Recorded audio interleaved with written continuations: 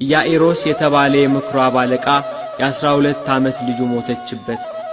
ወደ ጌታችን ኢየሱስ ክርስቶስ ዘንድ ሄዶ ልጄ ሞተች፣ እባክህ እጅህን ጫንባትና በሕይወት ትኑር ብሎ ተማጸነው።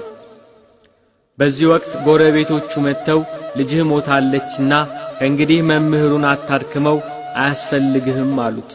እርሱ ግን አልተቀበላቸውም። እንዴት ልጄ ትሞታለች እያለ በኢየሱስ ክርስቶስ ፊት አለቀሰ።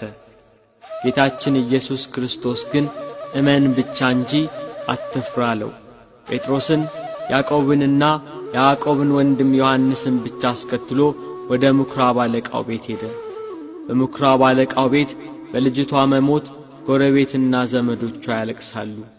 ኢየሱስ ክርስቶስ ወደ ሞተችው ልጅ ቀርቦ እጇን ይዞ ጣቢታ ተነሽ አላት። ያቺ የሞተች ሕፃን ተነሳች። የምትበላውን ስጧት ብሎ አዘዘ። ይህንንም ነገር ማንም እንዳያውቅ አጥብቆ ተናገራቸው። የሞቱትን አስነሣ፣ የታመሙትን ፈወሰ፣ ለተራቡት የሕይወት እንጀራን መገባቸው።